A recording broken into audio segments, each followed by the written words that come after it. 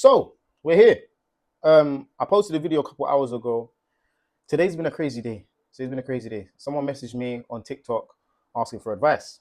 So I said, let me run with this. Let me run with this a bit more. You know what I'm saying? So I then put up a video on my TikTok, Instagram saying that if there's anybody out there that needs advice, you're going through something, ask Keeez. Keeez is here. Ask him. So that's what someone did today. I didn't think I'd be making my first video 2 hours after I made the post. But here we are. So let's dive straight in. Let's dive straight into it. Yeah. So I got a message on Instagram today. I'm gonna read it out. All right. So they said, "What is your advice on going no contact with someone you love with your whole heart and soul for 15 years and married, but they betrayed you in the worst ways? Now they say all the right things, and I can't leave it alone. It's like being a drug addict. You know when you're off that cocaine, and it's like you try put it down, you just can't put it down. Not that I know of this. I don't, you know what I'm saying? I don't do all of that. I don't know how to leave him alone. I don't think forgiveness is possible." Now, for me, I guess betrayed you in the worst ways. I mean, we can only imagine what those ways are in terms of a marriage. So I'm gonna go out on a limb here and say that this person was maybe cheated on. So first and foremost, sorry. I'm very sorry that you have to go through that. It's not a nice thing to have to go through, especially 15 years. You see, I'm not going to talk about having to you know what I'm saying, M someone and all of them things there, but that's 15 years is crazy. You can't get that time back, right? Now, I think forgiveness is always possible. I'm not going to lie.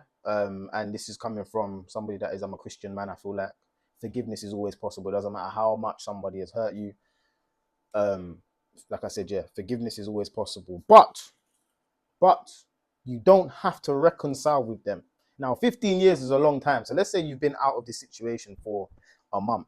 15 years compared to a month, it's going to take a lot of healing, right? But at this moment in time, I believe that you've got to choose yourself. This was a woman that sent this, obviously, right? I feel like you have to choose yourself. At this moment in time, you choose yourself. People don't understand that when you leave a relationship like that, it's grief. You know when somebody passes away and you feel grief, like it's the same thing, but the only thing is that person is still alive. So for me, I've always said I feel like the ending of a relationship is worse because it's like you can't speak to this person, you shouldn't speak to this person because this person violated you. They violated, bro. So it's like how can I even speak to you again? But it's like, bro, how can I not speak to you again? It's hard. It's one of the hardest things. I think grieving someone that is still alive, I've always said I genuinely believe it is one of the hardest things to do. But at the same time, you've got to know your worth at the end of the day. And are you worth being cheated on for 15 years? Now, if the answer to that is yes, then hey, you know what I'm saying? Do you? But if your answer to that is no, then like I said, sometimes reconciliation is not possible. But forgiveness definitely is. The Bible, God tells us to forgive. And I will always revert back to what Jesus Christ tells us to do. Forgiveness, always. You ain't got to like what the person done, but you should forgive them. Right? Now, you not knowing how to leave them alone, I think it doesn't, do you know what it is? It doesn't even matter. It doesn't actually matter what advice I give to people that are going through this situation. Everyone's going to do what they want to do anyway, right? But if I was in your shoes and I had 15 years of my life wasted with someone, yeah, try and know they're not getting another minute from me. They're not getting another minute from me. What? That's insane. You can't give your life. You've given your life to this person and they've essentially thrown your life down the toilet. So that means that this person did not respect you, right? And if this person doesn't respect you and you take them back, do you even respect yourself? Do you have any self-respect? Respectfully.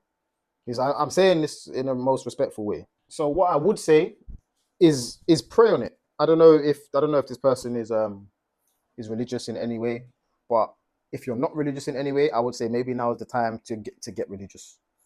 That would be my advice. And I would say pray on the situation, because prayer definitely helps. Taking your problems to the big man upstairs, I'm telling you, it helps. It might not feel like it straight away. And this is the thing about healing. Every minute that you are not speaking to this person, every minute that you find yourself, it might not feel like you are, but you're healing. And you have to feel pain to heal. If you don't, you can't heal if there's no pain. You have to feel that pain. You got to run through that pain. You got to wake up every day, cry, go through it. Do you know what I'm saying? Go to work, cry when you need to. Like I said, go through it the next day. Healing is the worst thing I've ever had to do. I don't want to do it again. This is why I say, you see me right now, I'm happily just being single, because I don't want to have to go through that healing process again. It's dark. It's dark. So like I said, I would say, if forgiveness feels impossible right now, I would say just pray on it. Don't force it. Work through it. Take not even day at a time, minute, second at a time. It's tough.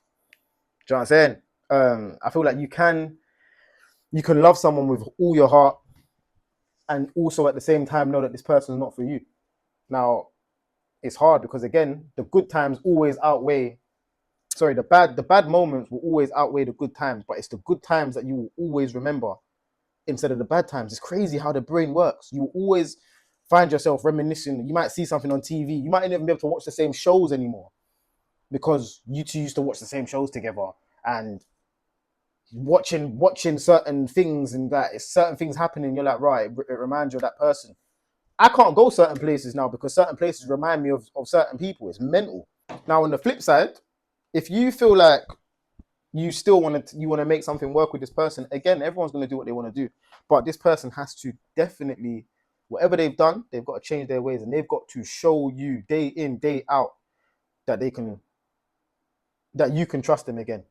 And if you can't do that, you got to keep it moving. Obviously, I don't know the ins and outs. I don't know the details of obviously what's gone on here, but it sounds like it's been a cheating situation. If it has been a cheating situation, that is very, very hard to come back from.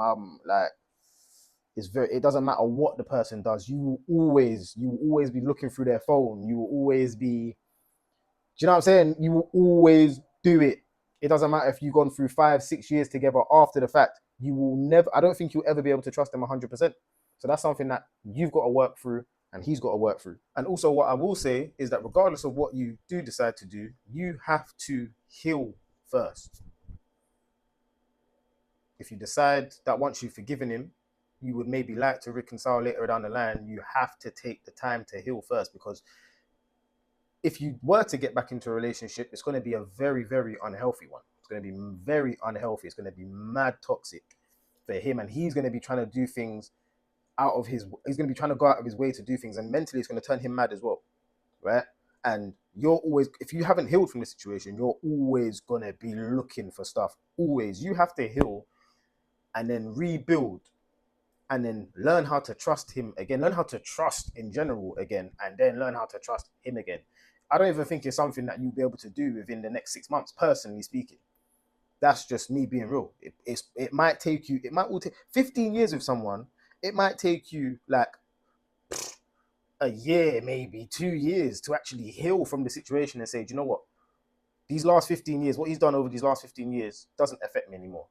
Okay, that's step one, right? Then step two would be, if you really do still love this person at the time of you healing, it's like, okay, maybe let's start dating again or whatever. Let me see if I can build that trust with you again. That's step two. And then if you can build that trust with him again, then you go from step three. But the first step is the biggest step, healing. You have to heal first.